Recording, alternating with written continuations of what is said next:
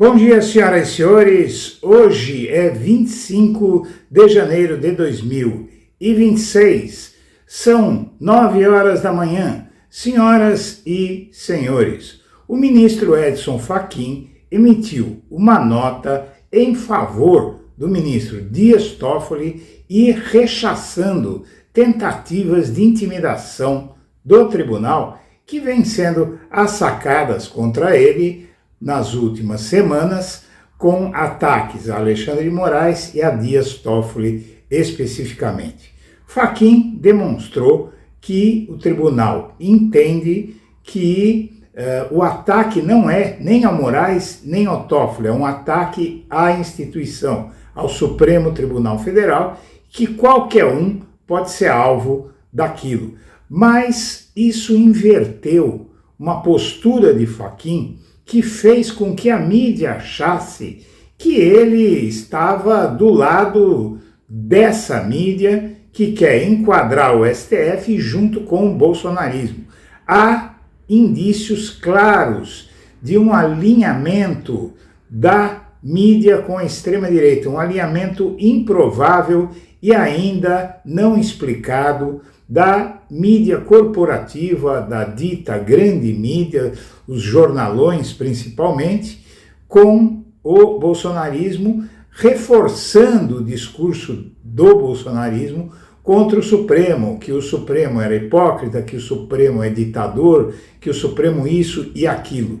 É óbvio e claro que essas narrativas que foram transformadas em reportagem contra Moraes e contra Toffoli vão no sentido de conestar os argumentos bolsonaristas que podem, em última instância, inclusive, extinguir as penas dos golpistas, a começar por Jair Bolsonaro. Muito bem, o que é que aconteceu que o Fachin mudou tão de repente? Ele tinha proposto um código de conduta ao STF, que também alisa, acaricia os argumentos bolsomidiáticos e, de repente, o Fachin inverteu essa atitude e fez aquela nota, compôs aquela nota, dura inclusive, em favor de Dias Toffoli. O caso é que Fachin, como outros ministros do STF, praticamente todos os outros, têm negócios. O caso de Fachin, por exemplo, é muito peculiar. A jornalista do UOL, Daniela Lima, falou sobre negócios da filha de Fachin, Melina, e do marido, que tem o escritório Fachin Advogados. Elas tocam o escritório de advocacia que era de Fachin, ela e o marido, e esses negócios são com a Itaipu Binacional, uma empresa sediada no Paraná, a terra natal de Edson Fachin.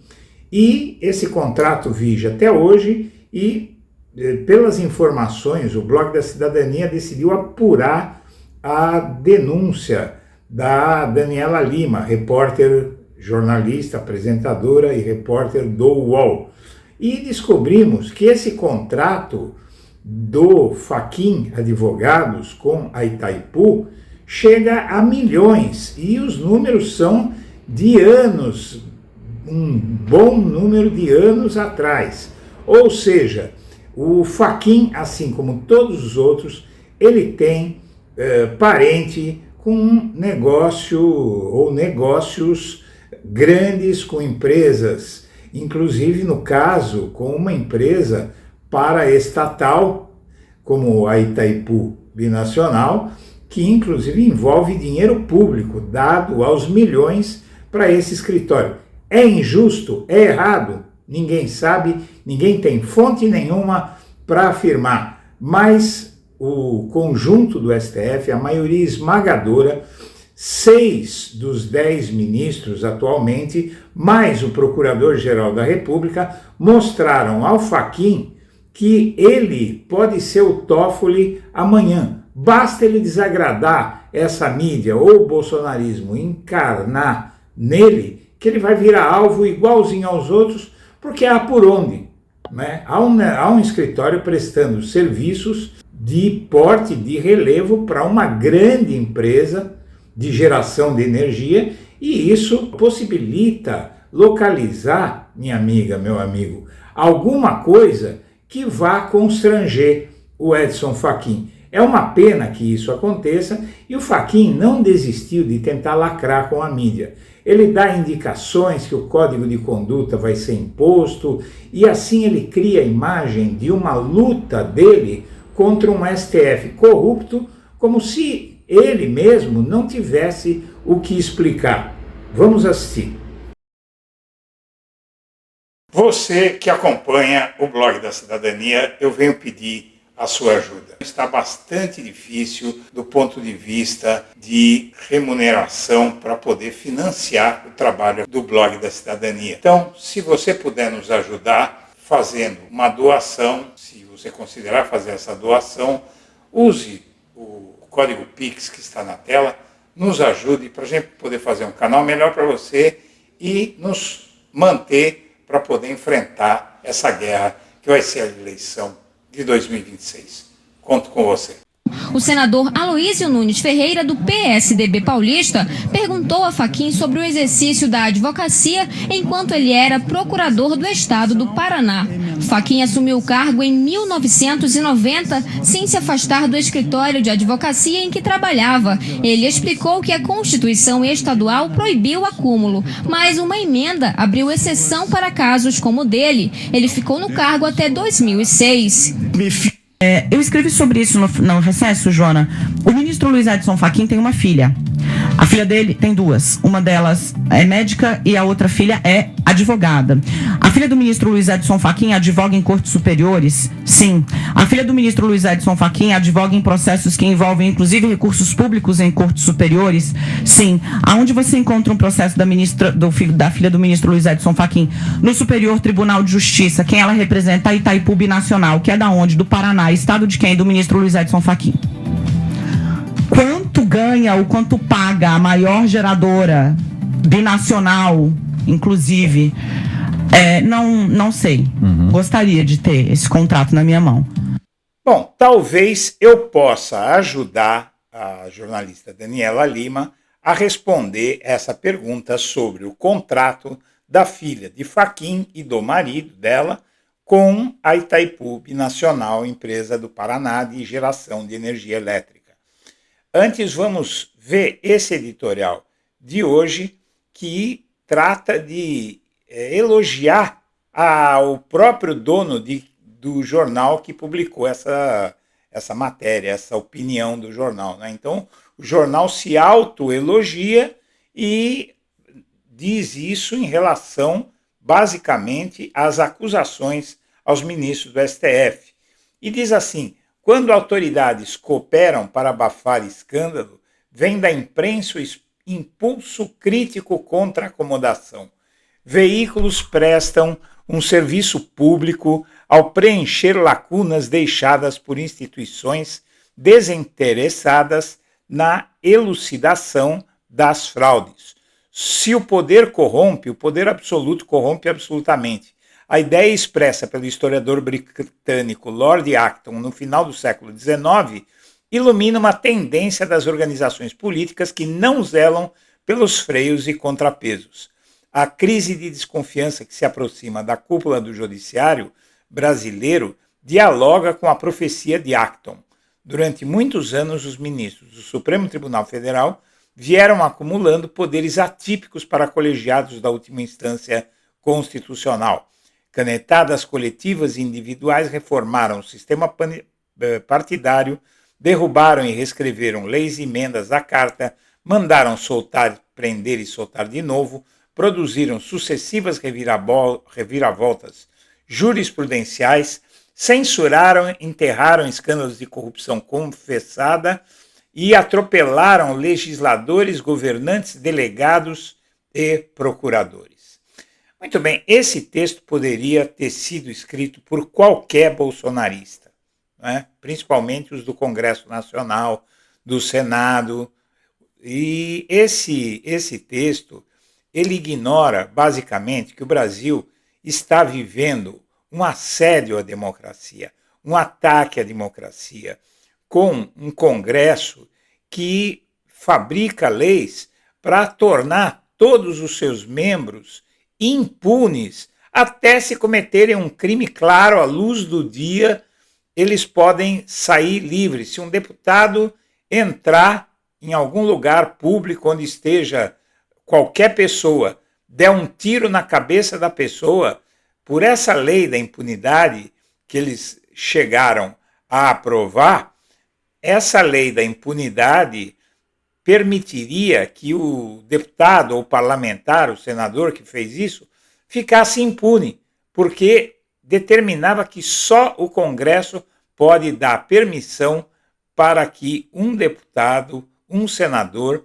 seja processado pela justiça. É o fim do mundo. E é isso que o STF está combatendo, inclusive a punição a quem planejou matar o presidente da República, matar o vice-presidente da República e matar um dos ministros do STF. E isso após esse tribunal ter sido vandalizado no 8 de janeiro e ter sofrido vários atentados à bomba e com ministros sofrendo ataques dioturnos com ameaças de assassinato, de tortura de filhos na frente desses ministros. Então, minha amiga, meu amigo, esse editorial é uma das maiores canalices que eu já vi na minha vida. Mas vamos em frente. A Câmara, para que se tenha uma ideia, tem ao menos 39 projetos para restringir a ação do STF. A maioria das propostas vem da oposição, mas há casos da base do governo, incluindo o Código de Conduta, que é algo que, neste momento, como disse a Daniela Lima, fragiliza o STF. Esse editorial, esse Código de Conduta do presidente do STF, significa o quê? Eu reconheço que nós estamos abusando. Então, isso pode ser usado, inclusive, para anular o julgamento da trama golpista. Tranquilamente pode ser feito isso, porque vai dizer que o tribunal estava sob suspeição. É um absurdo, porque isso pode permitir, por exemplo, uma decisão da ONU que diga o seguinte: a própria imprensa e o próprio STF, através do seu ministro Edson Fachin, reconheceu que o tribunal tem aspectos autoritários, exatamente como dizem os bolsonaristas. É um crime o que essa imprensa, sobretudo a Folha de São Paulo, está fazendo, e é profundamente questionável e até imoral o que o Edson Fachin faz ao tentar posar de paladino da justiça, apesar desta nota aqui que ele publicou. É uma nota que diz que, no âmbito da Suprema Corte, o ministro relator Dias Toffoli tem atuado com regular supervisão judicial. Ou seja, o trabalho dele não tem nada de mais, sério, etc. E fez um alerta de que o STF não vai aceitar ataques, mas ele fez isso numa condição muito especial. Ele ontem, na verdade, ele escreveu um texto na Folha de São Paulo dizendo o seguinte: reformas, que seria o Código de Conduta, serão conduzidas sem rupturas, com urgência racional e sem assodamento decisório. Isso é muito, mas muito canalha. Vão me desculpar os ministros do Supremo, mas essa atitude do Fachin de ficar nessa aí, para mim, é algo canalha. O Fachin deixou em aberto, inclusive, a possível revisão das decisões de Toffoli nessa nota, uma nota malandra, porque ela defende e, ao mesmo tempo, deixa aberta a posição fala assim: olha, eu vou tentar ferrar o Toffoli. Não é? O destino do caso Master, inclusive a imprensa continua batendo, que pode ser definido em fevereiro. A decisão caberá ao relator Dias Toffoli. Em caso de recurso, a última palavra poderá ser do plenário. Então, eles querem ainda tirar o caso do Banco Master do STF e levar para a primeira instância, onde não vai dar em nada. É isso que a mídia quer. Você sabe por quê que ela quer isso? Porque os bolsonaristas, de forma geral, mas sobretudo 3 governadores bolsonaristas, inclusive o Tarcísio de Freitas, estão metidos com o Banco Master até o pescoço, como eu já denunciei aqui. Então a razão da mídia é proteger o Tarcísio. E talvez os outros 2 bolsonaristas, não é, o Cláudio Castro e o Ibanez, a mídia não está nem aí, mas quer proteger o Tarcísio porque quer que o Tarcísio seja presidente. Quem quer? O Estadão, a Folha e até o Globo e o resto da grande mídia. Né? O fato é que histórico no STF mostra a dificuldade de Fachin para emplacar código de conduta. O presidente da corte foi derrotado em 2023 em discussão sobre a ação de parentes. Inclusive, essa discussão de 2023 foi apresentada pelo portal Metrópolis e foi apresentada de uma forma malandra, dizendo que o Moraes atuou para permitir que os parentes dele atuassem no STF. E, na verdade, o Moraes foi um dos ministros que atuou, o Fachin votou contra, apesar de que ele votar contra parentes advogar no STF é de uma canalice sem tamanho. Fachin lavajatista, Fachin que tentou impedir que o Sérgio Moro fosse considerado suspeito pelo STF, não é? E ele continua fazendo a mesma coisa. O líder da oposição defende CPI do Banco Master, o novo líder da oposição, e novo projeto para anular penas de 8 de janeiro. É um tal de Cabo Gilberto Silva. E o Fachin está, na verdade, com essas atitudes de revisão Código de Conduta, ele está dando asa a esse tipo de canalice que é anular as penas do 8/1. É um absurdo, é algo que incentivaria que novos golpes sejam tentados no Brasil. Bom, a divisão interna no STF escalou, ganhou ares de crise e isolou Fachin. E é por isso que ele escreveu aquela nota.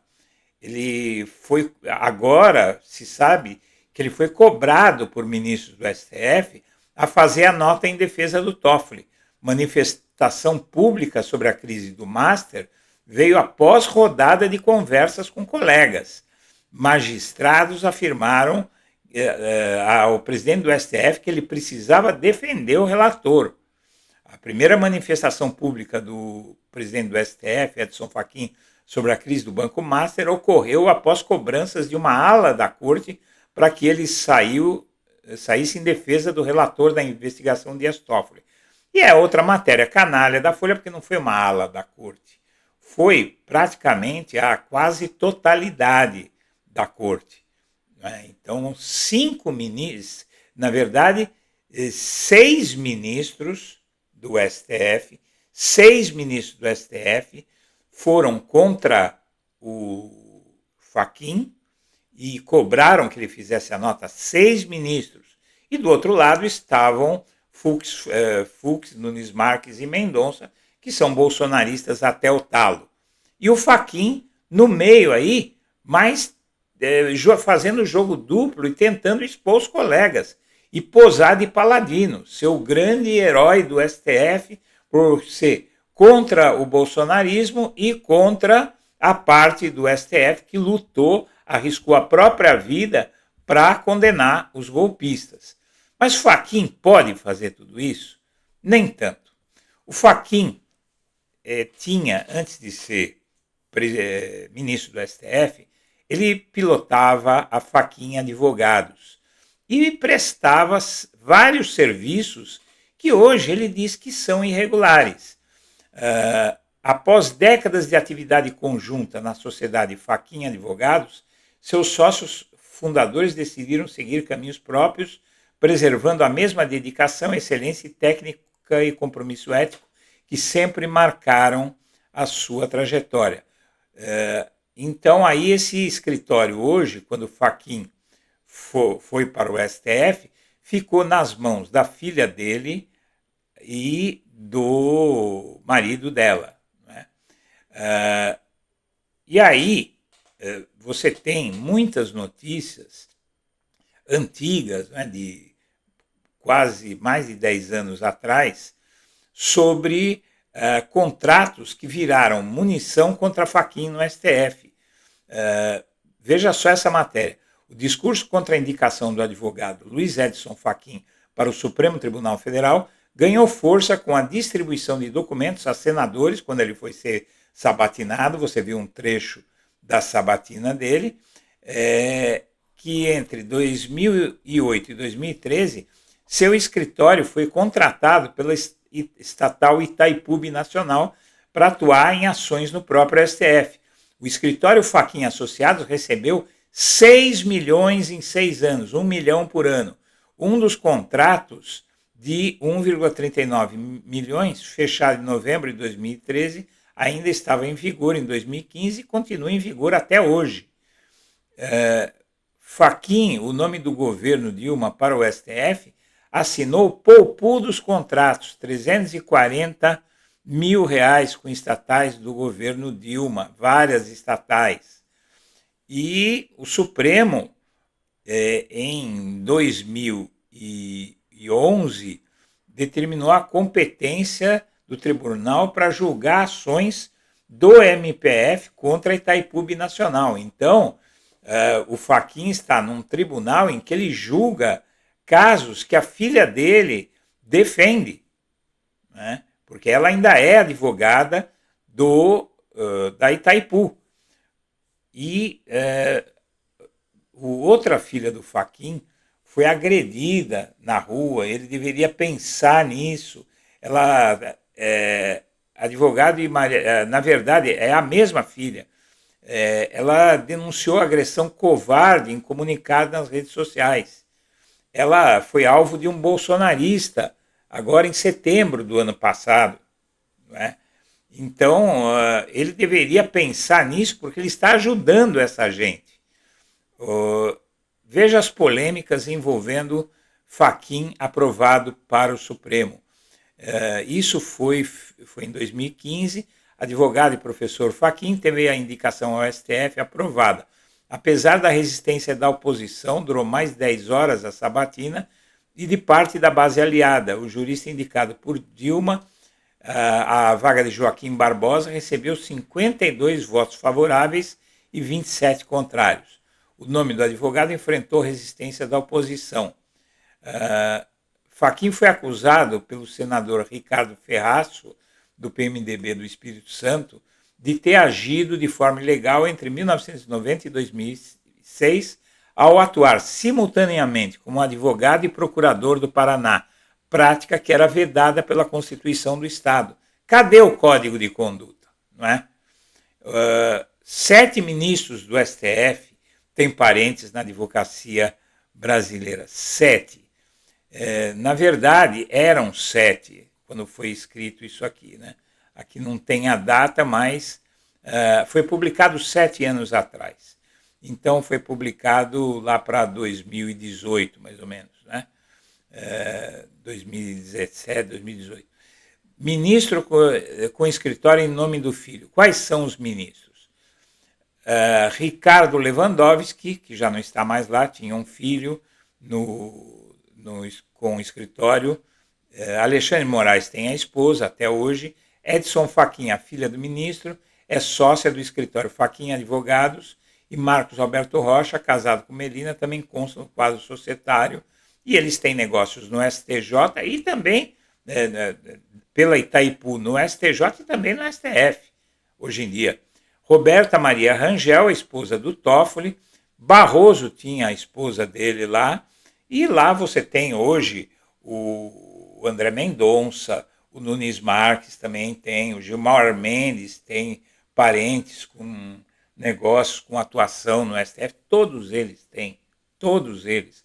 e está estourando tudo nas costas do Toffoli. Vai investigar a vida do Mendonça para ver o que ele tem, o que ele faz. Ele tem um instituto que negocia com a Fiesp, e é dele, e ele julga causas da Fiesp.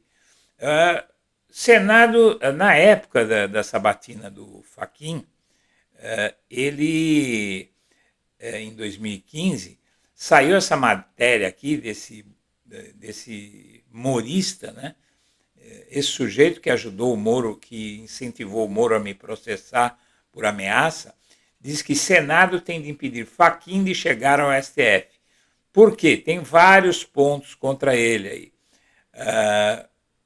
Assinou 2 contratos de serviço de advocacia com empresas elétricas do governo quando Lula era presidente. Um com a Itaipu Binacional no valor de R$250 mil, outro com Furnas no valor de R$80 mil. Total, R$340 mil. Mas isso era por mês, depois se soube, né? Como você viu nessa coluna do tal Políbio Braga, do tal, vamos ver aqui, do tal Políbio Braga, né? Não, o Diário do Poder, do Cláudio Humberto, né? Essa matéria aqui, também em 2015, mostra que o escritório Fachin Advogados recebeu 6 milhões em 6 anos. Né? Então é bem mais do que diz nessa matéria que a gente viu, está vendo aqui, né? Realizou eventos pagos de direito com patrocínio de empresas estatais, como Banco do Brasil, Caixa Econômica.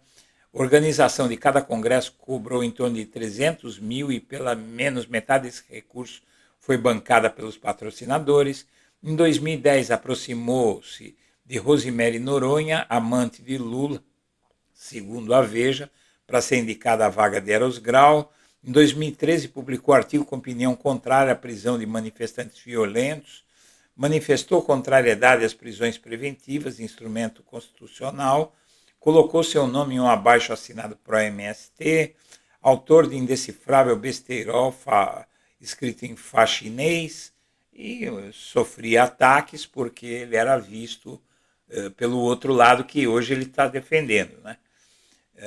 O fato é que Barroso chegou a condenar a filha e o genro do Fachin em 2017. Melina Fachin e seu marido, advogado da Itaipu Binacional, foram multados em 2017 pelo Barroso. Veja só, o Luiz Roberto Barroso condenou a multa de um salário mínimo por litigância de má-fé os advogados Melina Girardi Fachin e o marido dela, e Marcos Alberto Rocha, o sócio, e Carlos Eduardo Pianovski, não sei agora qual desses dois é o marido dela, do escritório Fachin Advogados Associados. Melina é uma das 2 filhas de Fachin.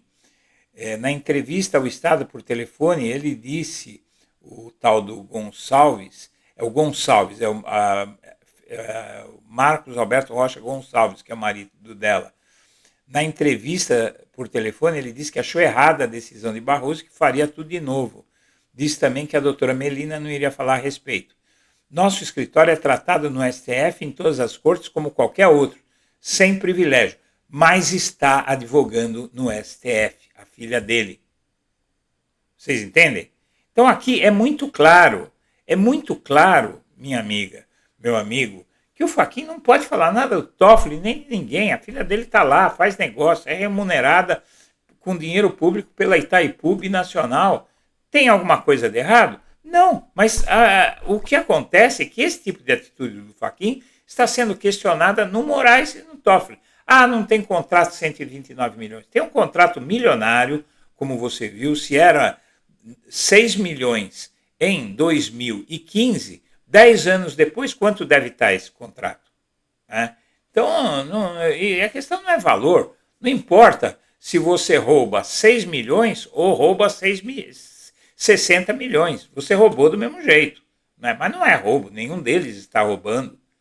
Né? Só que o Fachin não pode ficar pregando de virgem no cabaré, tá certo? Se ele tem esse tipo de negócio com os parentes. Né?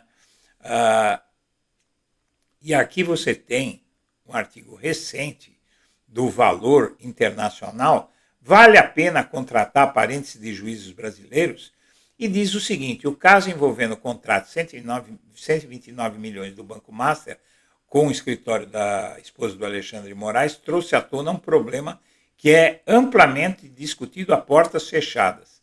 Veja bem, os ministros hoje do STF que têm parentes advogando no tribunal. Carine Nunes Marques, irmã de Cássio Nunes Marques, atua no STF. Melina Girardi hoje ainda atua no STF. Guiomar Feitosa, ex-esposa do Gilmar, se separaram este ano passado, também tem negócio. Roberta Rangel, esposa de Toffoli, tem causas no STF. Rodrigo Fux, o filho do Fux, também. A mulher do Zanin também. Além de Viviane, Juliana e Alexandre Barsi de Moraes, respectivamente. Filha e filho de Alexandre de Moraes têm causas no tribunal.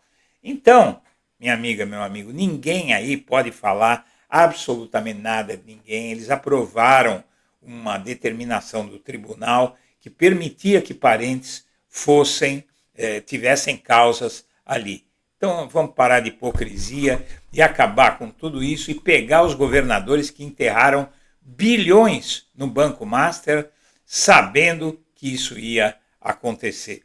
Senhoras e senhores, agradeço a atenção e deixo meu abraço para todo mundo.